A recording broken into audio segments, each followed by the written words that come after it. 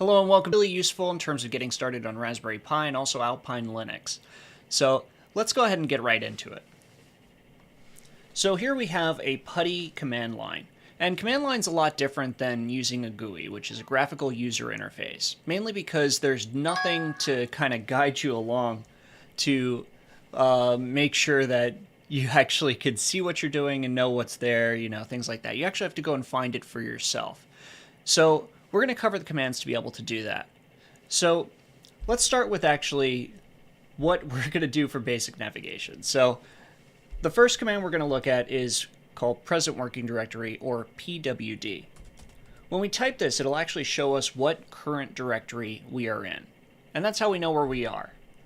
And if we wanted to list what the current contents of the directory were, we would type ls.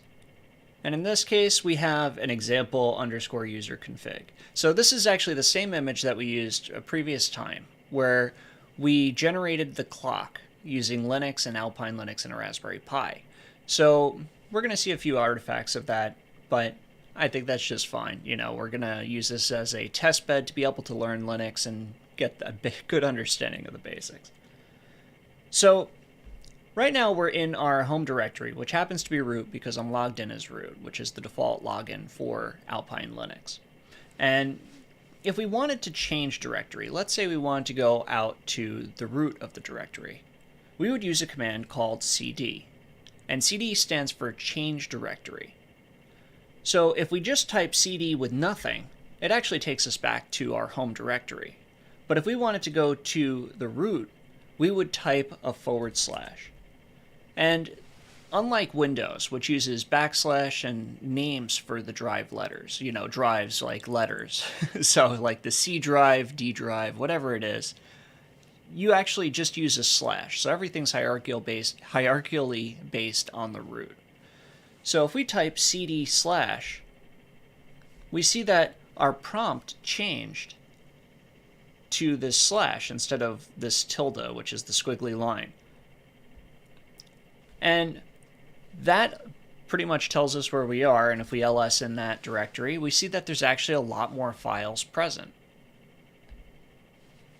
And we can continue to cd around. So let's say we wanted to go into the etc folder, which is where a lot of settings and things like that are stored. So we would type cd etc.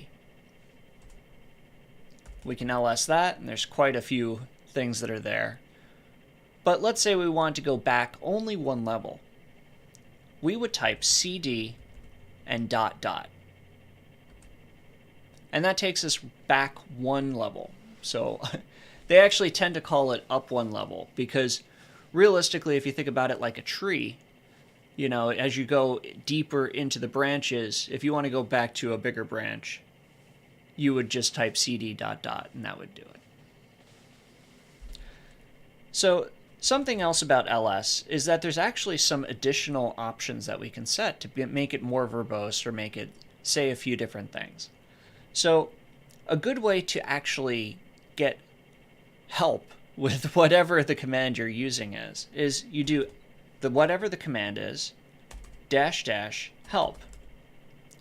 And this works a lot of the time. So if we actually look here, we see we can list, we can include names starting with, things like that. So it'll tell us a couple of things. So I'm just going to clear this out, and we'll do ls, and we'll do -a. And we see it shows a few additional options, specifically things that start with dot, which are hidden normally. So if it's a file that starts with a dot, it's just a hidden file. In Windows, you would have to go in and check a checkbox, but if you want to hide a file in Linux, you would just put a dot at the beginning of it. But then we see the double dot, which actually symbolizes the same thing as when we cd'd to it, where it goes up one directory. And then we have dot, which actually just symbolizes the current directory. So if we wanted to do an action on a current directory, we could just type the dot. But if we wanted to do ls-l, this actually gives us a different view. So we see a lot of different information for each individual file, like its creation date, its size, who owns it, what the group that owns it is. So, and then these over here are actually file permissions. And file permissions determine who can access it. And I'm not going to go into this right now, but it's going a bit too deep. But there's a lot of options that add a lot of flexibility to be able to make it so you can see exactly what's going on, in some cases better than what you would do if you were actually using a GUI. You'd have to jump through a lot more hoops in order to be able to get there. So it definitely comes in handy if you're going to be especially editing or creating a custom embedded device or any kind of project, or even for production if you're going to use web servers, things like that, and you don't want the overhead of having a graphical user interface. It definitely helps to be able to navigate around using the command line. That way you save all those resources for whatever your project is. So let's go through a few more, and we're going to cover some file and directory management techniques. So let's cd back to our home directory. So let's say we wanted to make a folder. Now, normally in Windows, you'd right click and go to new folder. You know, they made it harder recently, but for Linux, we would just do mkdir for make directory. It's going to ask us for, or it's going to tell us that we need to actually enter a name. Okay? And this is the same help file that comes up when we type a command incorrectly as if we did -help. So make dir, and let's give it a name. And it's going to place it in the home directory unless we give it an absolute path, which I'll cover what that is in a second. But let's just call it my folder. Now here's the critical thing. Because we're actually using spaces to denote the differences between commands and what are called arguments, like the my folder is an argument, as they call it. I don't know why they call it arguments, but we actually can't use spaces or what are called unescaped spaces inside of names that would need to be contiguous. So if we want it to show up as a single argument, we have to keep it without spaces so that way it knows to treat it as one thing. So we're going to put no space here, but I'll show you how to do that in a second. So we do it, no errors come back, and now if we ls the directory, we see my folder now exists. So let's say we want to add another folder with a space. We could do mkdir. We would do, let's say, this, and then we would do what's called escaping the space. So we do a backslash, and then we can put this space, because what the backslash does is it effectively says ignore what the next character is. So if we do a backslash and we do folder, we see it does it again, and then when we ls, we see this folder with the space now exists. But let's say we didn't like that. We wanted to remove my folder and just keep this folder. We could do rmdir, which is remove directory, and that'll let us just delete a directory. Now, the critical caveat is that it has to be empty first, otherwise it will throw an error and it won't delete it. It's a bit smarter than it is. You can't accidentally delete a folder full of your critical files. It will tell you and it will say, I can't do that. You got to delete the files first. But we want to delete this empty folder that we just created. So we're going to do rmdir, and then I'm going to type the beginning of what the name is. I'm going to hit the tab key, and the tab will actually do auto completion. And what that means is that it will complete it up until the point where there's more than one file or more than one thing to choose from. So it will do like part of the name, or in this case, since we only have one of them and it is completely unique in that folder, it's going to do the whole thing. So we'll just go ahead and save that. So we're going to remove directory my folder. We hit enter, and when we ls again, we see that now my folder is gone and this folder is the only one that's there. So let's cd into this folder. And again, I'm going to just do tab completion, and we see it automatically puts that backslash in for us. So very handy. So now we're inside of this folder. When we ls, we see there's nothing there. It just comes back with the prompt. And the prompt is in this case, because we're logged in as root, it shows up as a hashtag to denote it, but it will show up with the name of the machine that you're on, colon, and then the folder that you're in, followed by the hashtag. That's what, when I refer to the prompt, that's what the prompt is. So we see that it just comes back with a prompt after we ls because there's no files in the directory. So let's create a file. So let's use the command touch. And what touch will do is it will just create an empty file. So it's kind of like a placeholder. So if we touch my file, and in Linux, you actually don't need file extensions. In Windows, you need file extensions like .text, .doc, things like that in order to denote what the type of file is. But in Linux, everything is kind of treated the same. It's up to the program to correctly identify the file, things like that. So it's a bit more explicit, but in a lot of ways, it just makes things easier as you're typing, so you don't have to keep typing .exe, for example. So we just touched my file, and if we ls again, we see that my file now exists. So let's say we wanted to copy my file. We would actually do cp, and cp is short for copy, and we would say copy my file, again with tab auto completion, and then we're going to name it something else. We're going to call it other file, because we're very original. So now we complete that command, and we see now my file and other file now exist in this folder. So let's say we wanted to remove my file. We just wanted to keep other file. To remove files, we would do the rm command. So similarly how removing directories, we did rmdir. For removing files, we just do remove, rm. So we're going to do rm my file. Now there's no prompts or anything like that to confirm, unless you don't have permissions, to be able to remove it. So be sure what you're doing. There's actually some pretty explosive commands for remove that can wipe out your entire root directory. So just be very careful with this command. So we type it, we come back to the prompt immediately, and when we ls, we see only the other file exists in this folder. So next, let's say we wanted to move a file. So if we wanted to move other file to, let's say, one directory above. So earlier we said that using the double dot will take it to the parent directory. So if we move other file to the parent directory,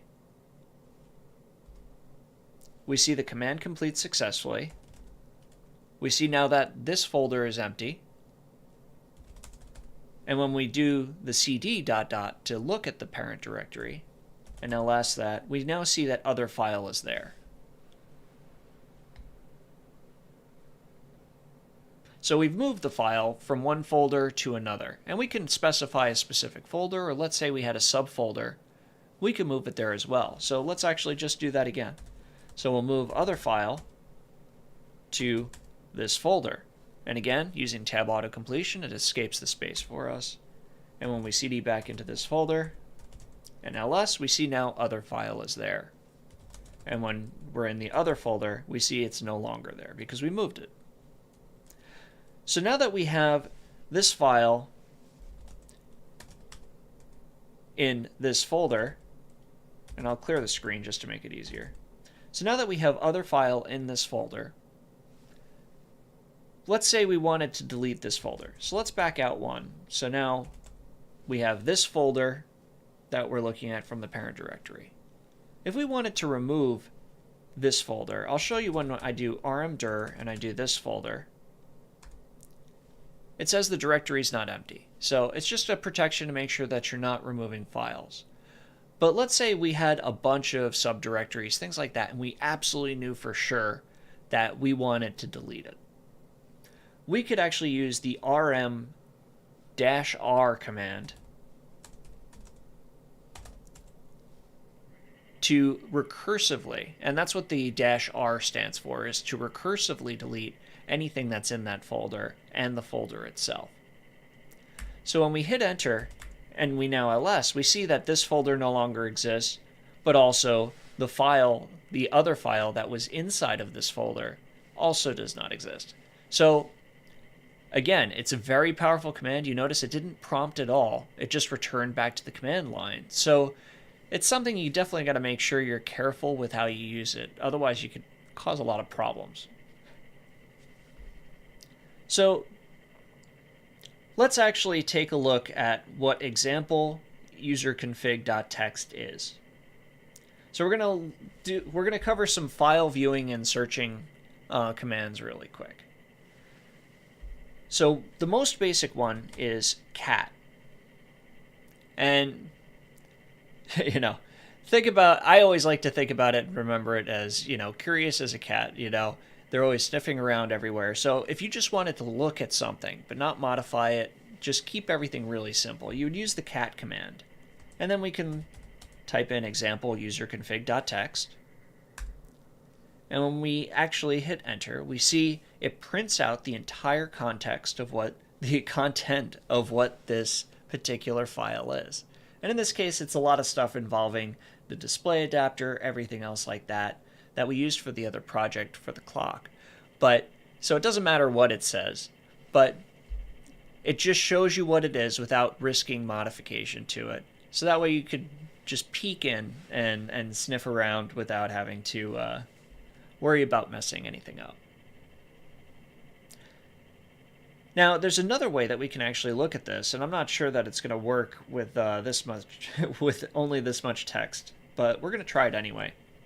So we're going to use a command called less.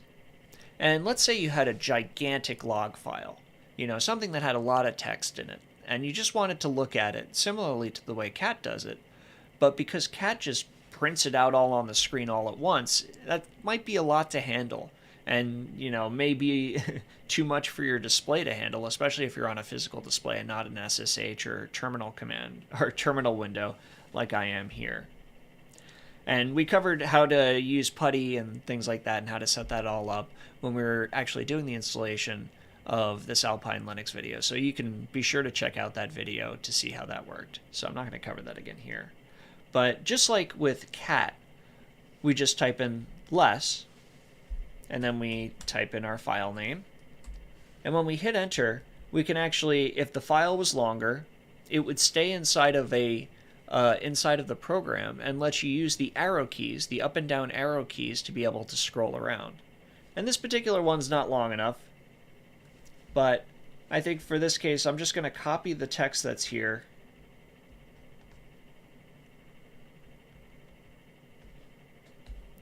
I'm using a touchpad over here on a second computer, so forgive me on that. But we see the file name at the bottom, things like that. So I just copied that text. I'm going to try and create a longer file just to show this really quick. So the way I actually exit less is by hitting the Q key. And when I hit Q, see it goes right back to the command line. So let's see if we can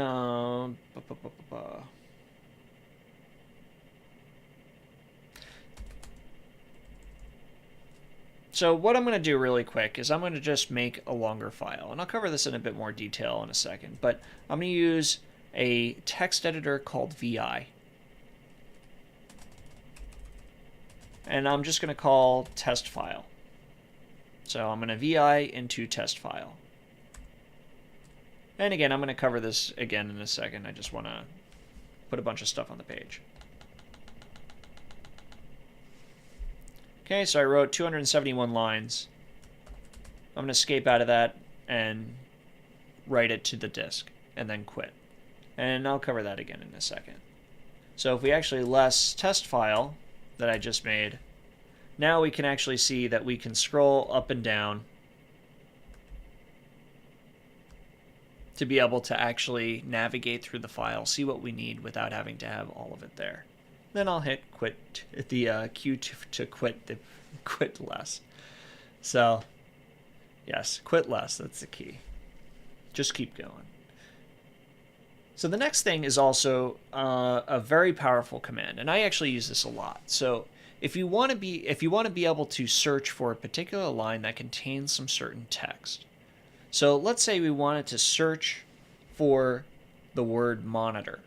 So we see that it was in the file, and we just want to search the whole file at once, and we just want to see lines that contain the word monitor. We can grep into a file, and I'm just going to use the grep command alone here, but there are other ways to do more advanced type of usage, which I don't know if we're going to cover it in this video, called piping, but yeah, I'll just keep it simple for now. So we're going to grep the word monitor, assuming I spell it right, and then we're going to give it the name of the file, which in this case is test file. And when we hit enter, we see I pasted it a bunch of times, so it's the same thing over and over again. But we see that it only outputs the lines that contain that particular text. So it's really useful in terms of just jumping through if you know what you're searching for, and then being able to find all instances that contain that string. And of course, if it was different, it was a log file, things like that, it would be a little bit more interesting. But I think it kind of shows you the power of that particular tool. And grep, I don't actually know what it stands for, but it is kind of like filter. It's a filter command, but it works for text files really well. And actually, in a lot of cases, it's slight digression. I wish Windows had some of these tools to be able to make things a bit easier. And then the last command, which is similar to less, but let's say we wanted to only output the last few lines of the file, and this is not the end of the video, it's just the end of the file viewing and searching section. But if we wanted to tail, so we wanted to look at the tail end of a particular file, we can actually just enter tail, enter the file name, and from there we'll see the last few lines of the file.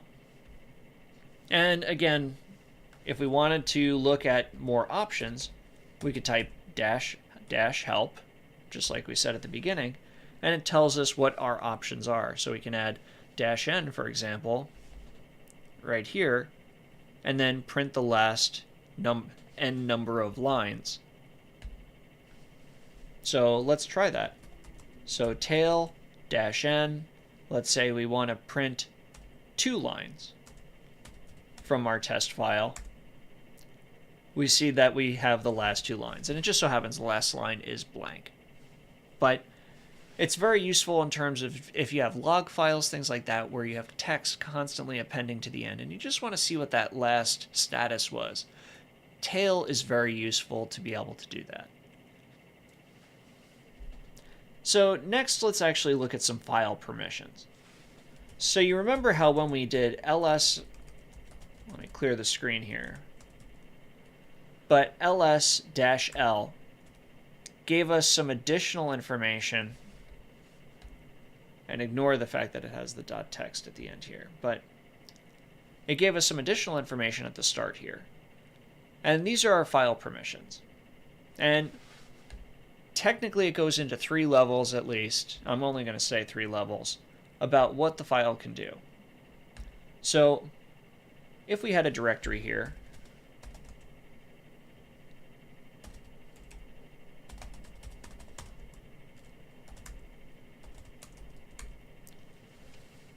we see that first character is D, and it tells us whether it's a directory or not.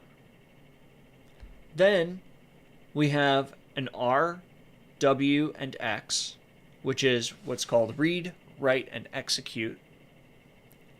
Okay, so read is if you can see it, write is if you can change it, execute is if you can actually run a program within it. So execute permissions are actually very important in Linux, and it's a good way to keep things from inadvertently firing off and pretty much potentially blowing up your system because of, you know, it's not designed to run on it, or it's not what you expected to run. So you got to be very explicit about what you're actually giving executable permissions on Linux. So that's very useful. But we have a second set, and again, it's R, but in this case it has a dash and then an X. So read, this is where a W would be. So there's no write permission, but there is execute permission. So think about it, it's a read-only, but you can read only, but you can execute the files that are in there. And then again, we have R, a dash where a W would be, and then an X. And this is specifying it for particular users, groups, and everyone. So you have user permissions, right? So the user that made it can do everything. The group can only read and execute the files that are in there. And everyone can only read and execute as well. So if you wanted to hide the file and make it so only authenticated users and specific users could actually access a set of files, you could actually change the permissions on a file to be able to make it so you can define explicitly who sees it. So how would we actually modify those permissions? So we see down here our test file currently only has read write, no execute, read write, or read, no write or execute for group and everybody. But we want to change that. We want to make it so we can execute it as well. So we would use a program called chmod, or a command called chmod. And what we can do is we could do +x, which will add that execute permission to this particular file. So we'll do chmod +x, and then the name of the file. We see it returns back to the command prompt when we do ls-l. We now see it as the color green, and every user level has execute permission. So everybody can run test file.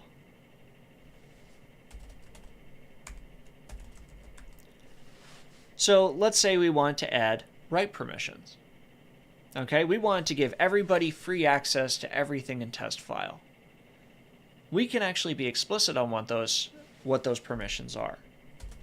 So we can do chmod once again, but instead of doing +x, which would just add permissions to whatever was there, we can do an explicit definition. So we'll do 777.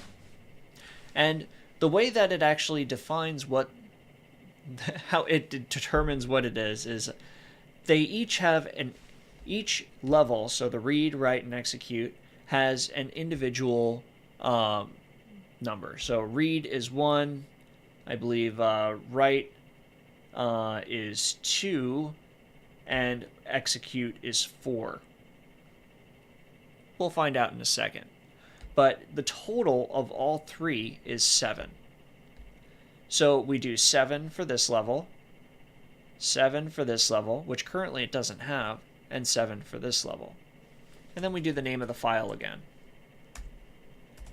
And when we ls-l again, we see now it has everything. And likewise, if we wanted to remove permissions from a file,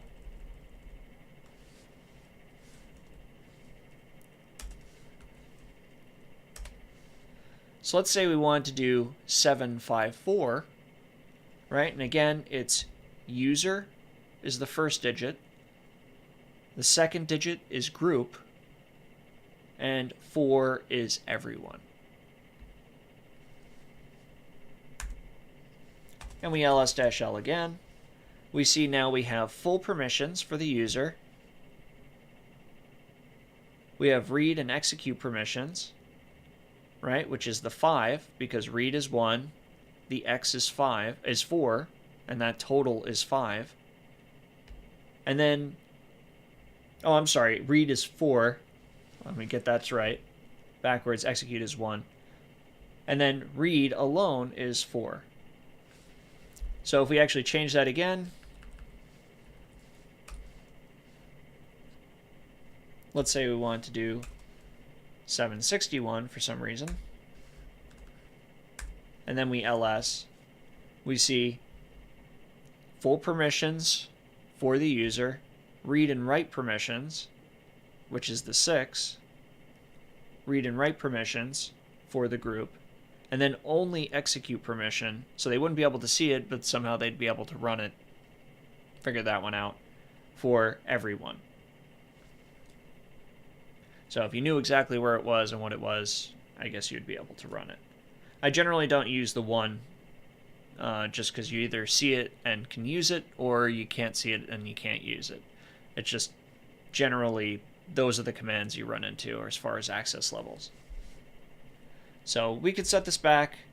So chmod, let's say 766 for test file.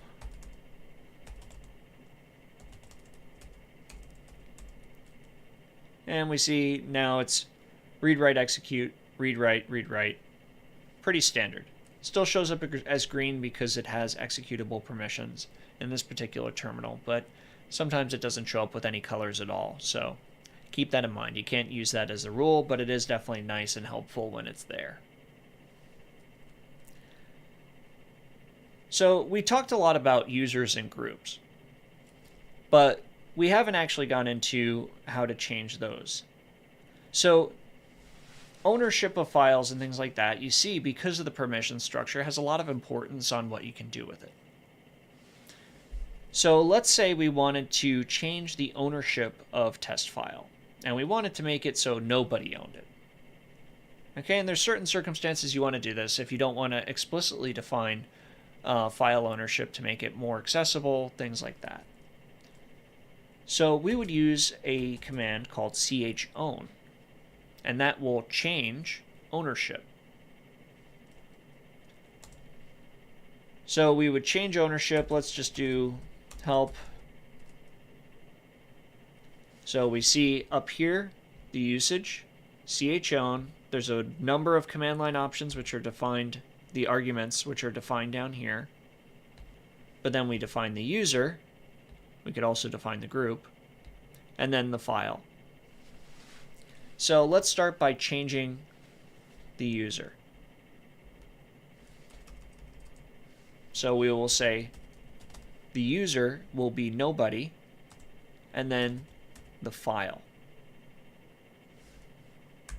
When we do that and we ls-l again, we see that now the user has changed to nobody.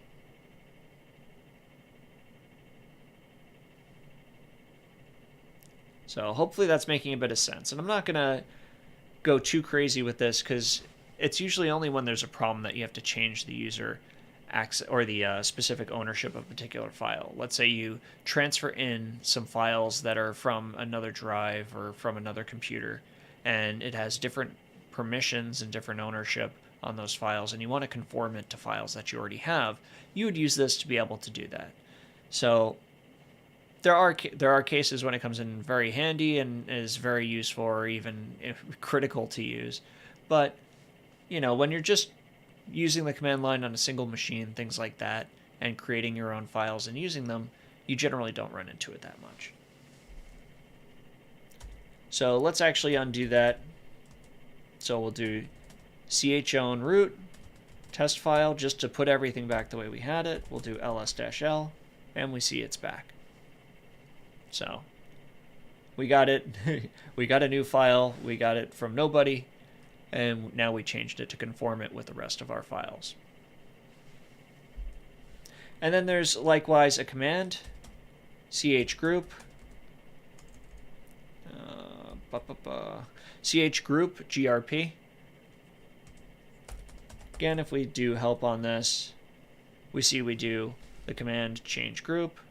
We have command line argument options, and then we just do the group name and the file.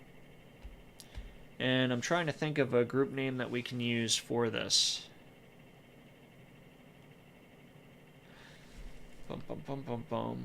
So let's say we actually wanted to see a list of what groups are available. We could cat into /etc and then look at the file where the groups are defined. Everything on Linux is defined as a file. There's no registry in Linux. So if we look at groups, and we see if we do tab completion, sorry the screen flashed there, but if we do tab completion, we see that group is a viable option. So we hit enter. We see that these are all of the available groups. So we see nobody is an option as well, or no group is an option. So let's do no group. So we'll do chgroup. And I really hope, by the way, that the screen wasn't flashing this whole time. But chgroup, we will say no group, and then we will give it the name of our test file. And when we ls-l, we see now it's root, but no group. And we can change it back.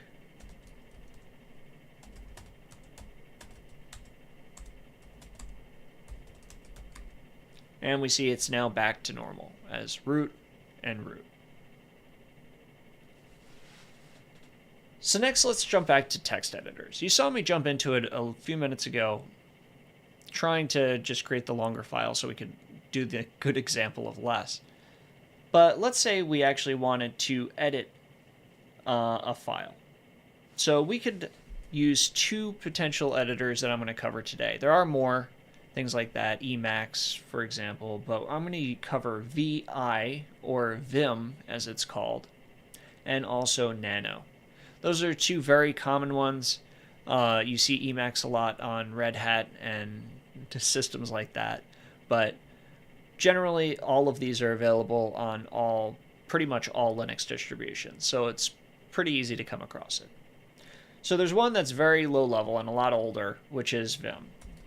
So I'm going to type VI, which is the editor, and actually I tend to prefer this just because of the way it handles text and new lines, things like that. It tends to be a little cleaner than Nano. So copying and pasting from things tends to work a little bit better. So let's go into test file. And again, I'm using tab auto completion, VI test file. If I hit enter, it brings me in. At the bottom, we see a line counter. So as I move up and down, it'll show us what our current line is, and then also the percentage that we are through the total duration, the total extent of the file. So let's say we want to go right to the very end. Okay, we're now at that we're now at that last line. I really hope it hasn't been flashing this whole time. That's going to be really annoying. So we're at the last line. I'm going to hit the I key. So I is for insert. And that allows you to be able to go through and change text in place. So I can go over here. Let's say I want to add a 0 before the 1 for some reason. And this is not valid syntax for how this file is used just generally, but we're just using it as an example for the editor. So SD aspect would be equal to 0, 1 instead of 1. And I can backspace and just put it back to the way it was. I can go to the end of the file and I can say, this is a new line. So we added text to the end of the file, to the middle of the file, wherever we want to put it. You know, we can add a new line. We can say hello world. So now we have all of this fun text in here. Not sure why it does that, for the record. So now we have all this fun text in here, and pretty much that we want to save it out. We want to actually put it in the file, because right now we're only editing a copy of it, but we haven't saved it. The same way that if you're in Word or some other text editor on Windows, if you don't save it, it's not going to be preserved for long. So as soon as you close it, then it becomes a problem. So we want to save this. So what we're going to do is we're going to hit the escape key, and we see on the bottom left-hand corner that I has disappeared. So we're no longer in insert mode. And when we type on the keyboard, when we type on the keyboard, if we don't enter insert mode and hit one of the keys that would do that, it will not actually edit it, and it will do different things. So let's say we didn't like this particular line. Now that we're not in insert mode, we can hit D twice, make that line go away. See, now the mistake never happened. So we have, this is a fun new line. We want to actually save this to the file. So again, we hit the escape key. The screen flashes for no reason at all. I'm going to have to work on this setup and hopefully not redo this video. But we type a colon key, right? And then we want to write it. So we would put a W. So now it has written out the file. We see it no longer has the modified flag next to it. So it doesn't say it's been modified because it's been saved to disk. So now it's just showing the verbatim contents of the file. So we can hit the colon and we can hit Q for quit. And that will take us back to the command prompt. So now we can see all of our hard work of editing the file, everything else like that. We can do tail, test file, and we see our new line is there, and it's very fun. We're excited. So we could combine those as well. So if we vvi back into test file, we're going to page down, go to the last line. We'll add another piece of text. This is the new last line. Okay, we want to save it out. We hit escape, colon. We can actually do write and quit together.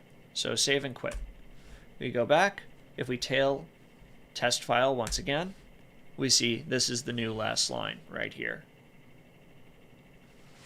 So it's a very handy editor, but let's say we wanted something a little more user-friendly. We can do the same thing with what's called nano. So let's see if nano is installed. It is! Excellent. We don't have to install it. So we're going to do nano test file. So now we see we're in the same file, but we have a little more usability. We have a nice little legend at the bottom to be able to tell us what we can press to do certain things. So if we scroll to the bottom,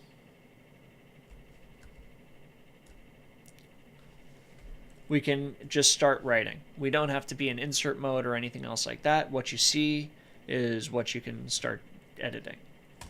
So we can say this is a line inserted using nano. Many exclamation points because it's very exciting. And we see we can write it out. We can say where is a certain thing and search for things.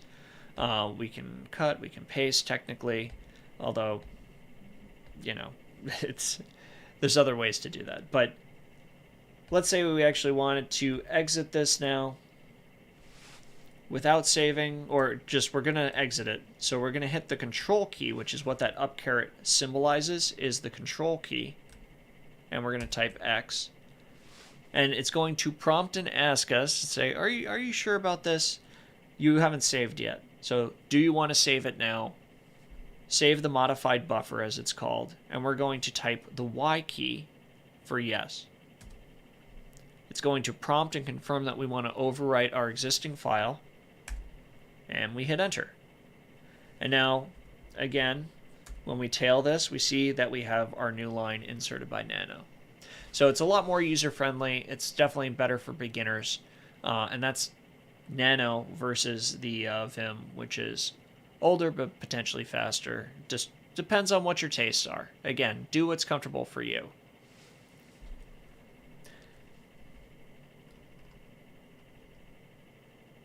And I think we're just going to leave it at that for now. There's some things that we'll get into in a future video, hopefully without the screen flashing. But it's package management, some networking, how to display some system information, and then how to shut down, reboot, and other useful tools, things like that. But I think that this is definitely kind of just getting your feet wet in terms of how to navigate the system. So the key thing is definitely use ls as your eyes. It will help you in terms of knowing what's currently inside of a directory and how you're going to navigate, and then use cd to be able to dip inside of individual folders and just see what's there. In this case, there's nothing there. So, you know, it's really what you make it. So Thanks for watching the video today. I'd love it if you gave this video a like and subscribe to the channel. And if you want to check out any of the other videos, be sure to check them out. I have some playlists available also on my channel page. If you want to see more videos like this or other videos like soldering or other fun activities like that of a technical nature. So, thanks for watching the video.